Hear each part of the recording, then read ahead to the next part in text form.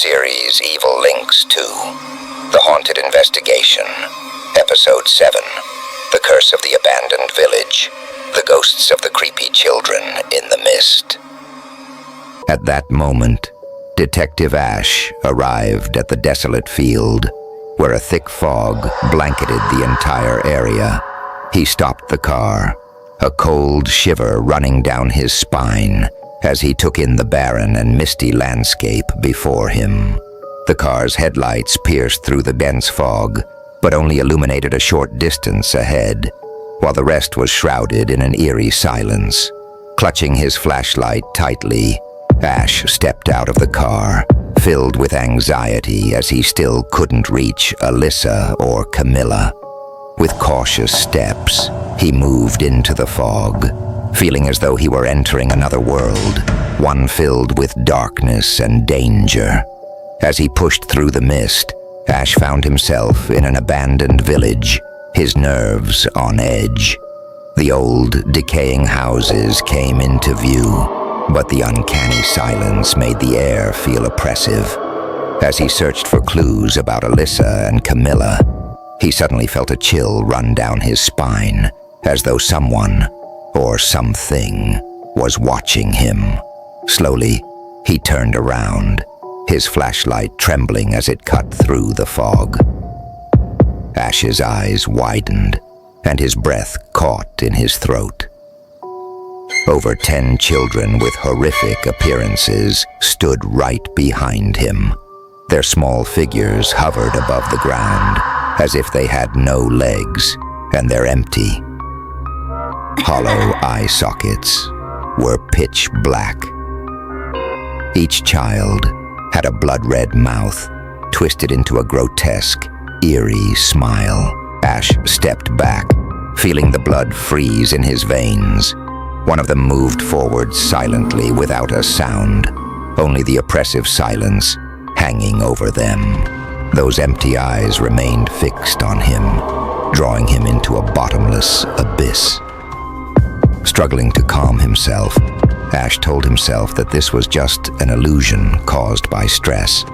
After all, he didn't believe in the supernatural, but the ghostly children in front of him seemed far too real. They didn't attack him, only growling in eerie silence before suddenly turning away, gliding smoothly into the distance, as if drawn to something far off in the thick fog.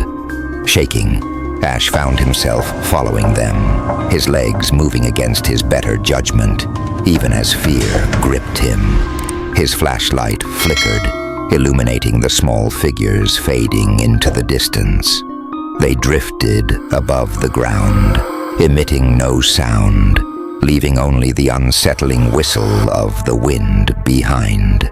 The ghostly children moved silently, as if leading Ash to some mysterious place. He followed, his mind torn between disbelief and the feeling that he was about to face something crucial. Darkness surrounded him, with only the weak light of his flashlight illuminating the path ahead. Suddenly, the children stopped in front of a small house at the edge of the village near the forest. The house was dilapidated, with rotting wooden boards and a door creaking in the wind. The children's hollow eyes fixed on the house as they floated inside and simultaneously pointed toward a dark corner. Ash cautiously entered, a chilling cold seeping through his skin. In the corner of the house, he found an old wooden box, sealed shut with a tarnished silver chain. The children all stared at the box as if to say that it contained something incredibly important. With no other choice, Ash approached and opened the box.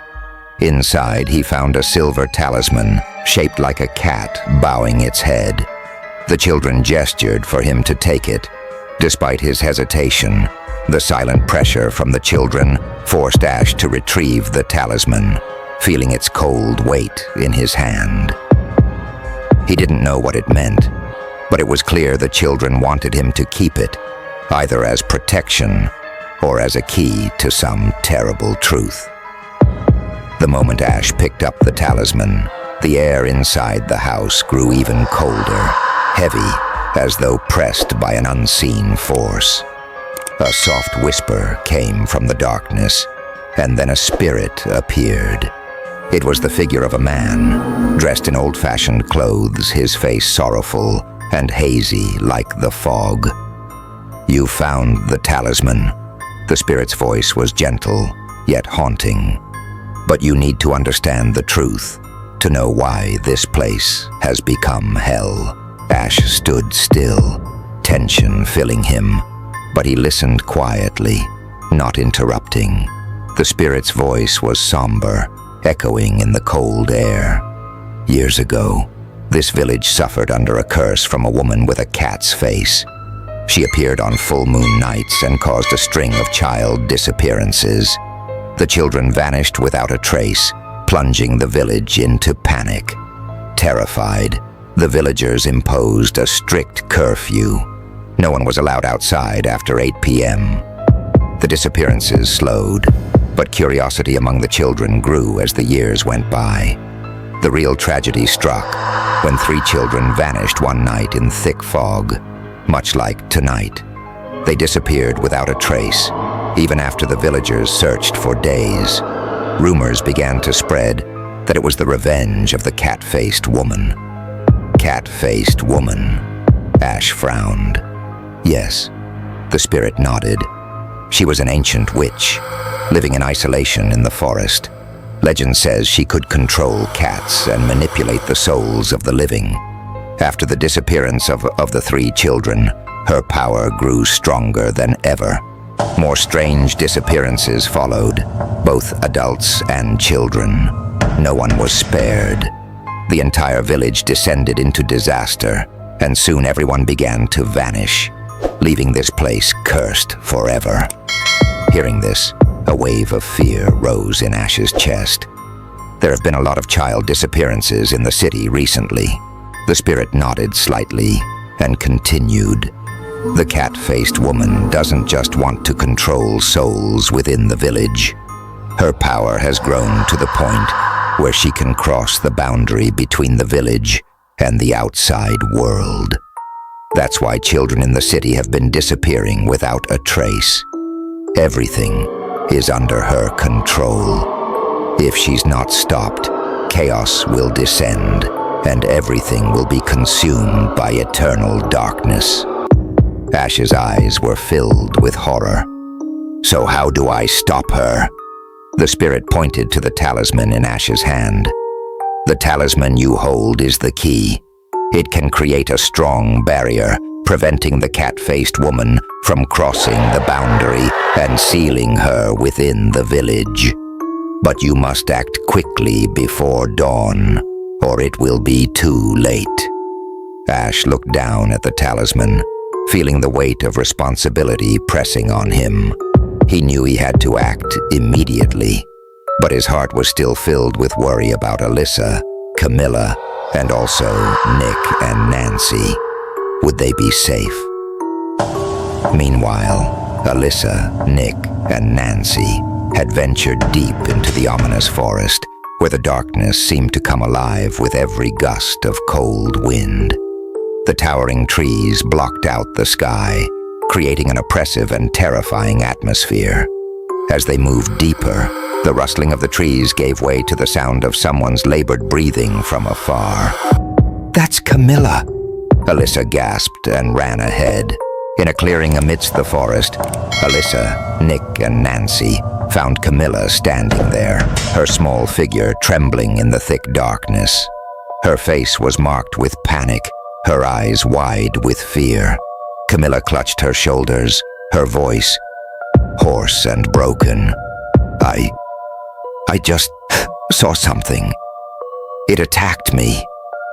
Alyssa rushed to Camilla's side, gently taking her hand, feeling the coldness of Camilla's skin. "Are you okay?" Alyssa asked, her voice full of concern. At that moment, from the shadows of a nearby cave, a woman in a red dress appeared. Her ghostly figure glided through the mist, like a being not of this world. Her eyes gleamed in the darkness, both mysterious and alluring, as if beckoning the group deeper into the cave, where secrets and dangers awaited. "Who are you?" Nick called out, panic in his voice. But the woman did not respond. She merely turned away, gliding gracefully as though her feet never touched the ground. Everyone followed her instinctively, driven by an invisible force.